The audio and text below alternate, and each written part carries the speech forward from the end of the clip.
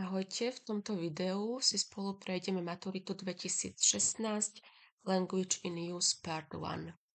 Show interest in people. Ukáž záujem o ľudí. Môžeme sa na to rovno pozrieť. It's up to you. Máme tu príklad 00 je see. S. A guest to engage with whoever you meet. Je to na tebe ako hosťovi sa zapojiť do rozhovoru s kýmkoľvek sa stretneš. Tu nám doplnili see, takže S. Môžeme sa pozrieť na všetky tie možnosti. Máme tu like, such as, a so.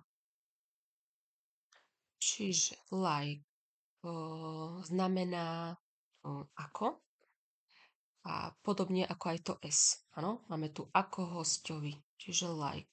Ale like nám značí podobnosť. Niečo sa niekomu podobá. Napríklad we are like sisters. Je tam tá podobnosť, že v skutočnosti sestry nie sme, ale podobáme sa na seba. Kdežto to S nám značí, čo niečo skutočne je, nejakú tú totožnosť, ako to máme v tejto vete. It's up to you as a guest. Takže my sme skutočne tým hosťom, alebo môžeme povedať teda asi hostiteľom v tomto. To aj môže byť. A teda je tam tá totožnosť. My sme tým človekom naozaj. Potom tu máme ešte such as. Such as znamená také ako napríklad. Pred such as sa väčšinou píše aj čiarka, pokiaľ sa tá časť vety môže vynechať, ale teda podľa toho významu sa nám to tu nehodí. A so značí nejaké zvýraznenie, napríklad so fast, tak rýchlo, alebo príliš rýchlo. Chceme zvýrazniť najčastejšie nejakú príslovku. Takže v tomto sa hodí to S, pretože je tam to, že naozaj my sme tým hosťom.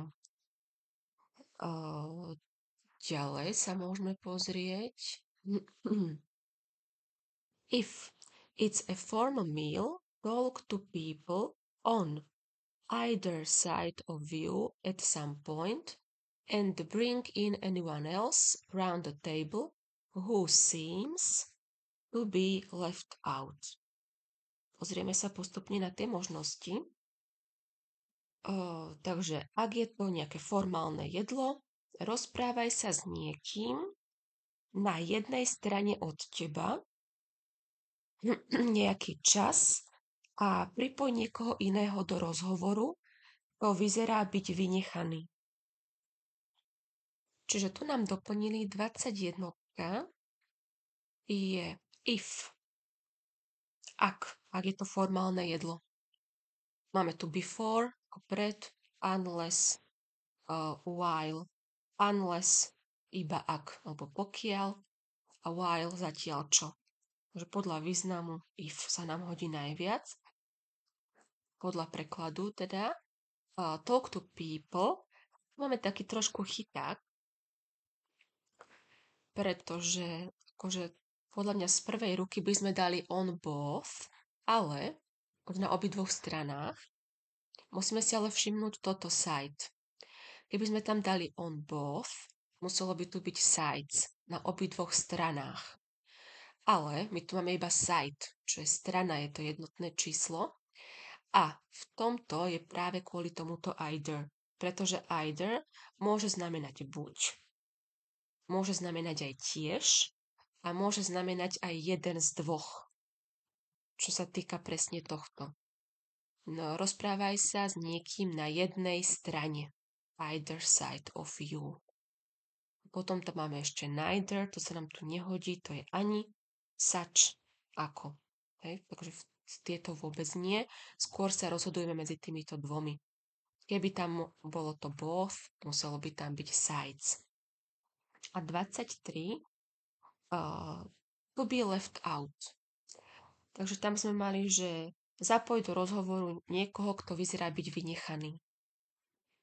Máme tu sloveso vynechať, leave out, máme ako neurčitok. Máme tu rôzne tvary a musíme si vybrať, ktorý je správny. Tu máme jasný pasív. Už len podľa toho, keď sa pozrieme, who seems, kto vyzerá, hej, a neurčitok sa nehodí, kto vyzerá vynechať. To vynecháva. Hej, čiže tu jasne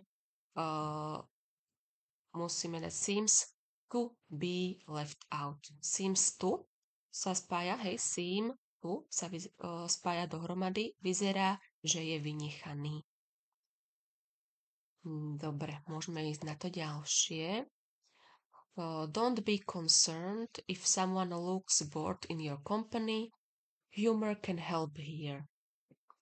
Čiže nebuď znepokojený, ak niekto vyzerá unudene v tvojej spoločnosti. Humor môže pomôcť. Ask what do I have to say to bring a smile to your face? Or now tell me what interests you. Spýtaj sa, čo mám povedať, aby si sa usmial alebo usmiala. Alebo teraz mi povedz, čo zaujíma teba. 24. Tam sme mali spýtaj sa, čo mám povedať. What do I have to? Hej, want, to je ako zápor, will a not, hej, do budúcnosti to nie. Can't, to nemôžem povedať. What will I? Čo ja poviem? Tu sa podľa významu jednoznačne hodí, čo mám povedať, čo by som mal povedať. Takže jednoznačne to do I have to. A now tell me what interests you. Čo teba zaujíma? Zase podľa prekladu jasné what. Pretože which, ktorý, that. Ktoré, whose, ktorých, privlastňovanie. Takže čo teba zaujíma, jasné musí byť what. When you ask people about themselves, they usually like it and will respond to it. Keď sa pýtaš ľudí na nich, alebo teda niečo o nich, zvyčajne to majú radi a odpovedia na to. Those who are often very nervous themselves and 26 find it hard to relax. Tí, ktorí sú nepripravení alebo ako bez prípravy, sú často nervózni a považujú to za nejaké náročné sa uvoľniť. Čiže 26 find považujú to za náročné, pretože think, myslieť, feel, cítiť, find, považovať, see, vidieť. Takže v tomto jasne find podľa významu. Potom máme once they feel they are not under threat, they come alive. And people who initially seemed quite boring can turn 27 out to be good company. Takže tu máme, ako náhle cítia, že nie sú ohrození, ožijú a ľudia, ktorí najskôr vyzerajú celkom znudenie, sa ukážu ako dobrá spoločnosť.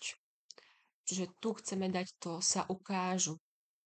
Can turn out. Ačko je správne. Sa ukážu. Pretože turn off je vypnúť, turn up je ako objaviť sa niekde, turn down, stlmiť. Čiže ukázať sa, turn out. Delivering on your promises is really important important. Dodržiavanie tvojich sľubov je skutočne dôležité. If you tell someone, you will let them 28D have a number or an address the next day, do it.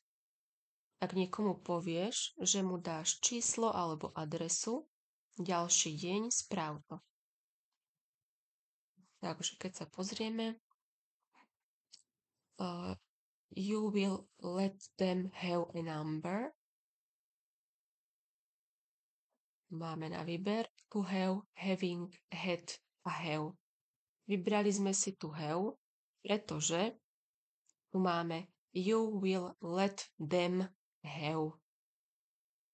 Áno, máme tu will, budúci čas, takže tu jasnačka let, necháš mu číslo let have. Preto let sa nespája s tu, nemôže tam deň žiadny iný tvar, musí tam byť iba ten základný tvar have, takto ako tu máme v tom Dčku. Your 29 reputation, A je správne, for reliability is under question. Tvoja reputácia je spoľahlivosť, je teda skúmaná alebo je overovaná. 29. Reputation, reputácia. Renovation, že reputation je správne, renovation je oprava, restoration, nejaké obnovenie, nejaká reštaurácia niečoho, repetition, reprodukcia. Takže v tomto reputácia, hej, teda takéto naše, ten obraz o nás. And be generous with your contacts. If a fellow guest wants to meet someone you know, be as helpful as you can. A buď štedrý svojim kontaktom. Ak kamarát alebo spoločník sa chce stretnúť s niekým, koho poznáš, buď taký nápomocný, ako to pôjde. Takže be as helpful as you can. Pretože toto bolo buď viac nápomocný, než to pôjde, hej, to nedáva význam. The most helpful, najnápomocnejší, be the most helpful you can. Vždycky buď taký ako helpful as, vždycky sa to spája as.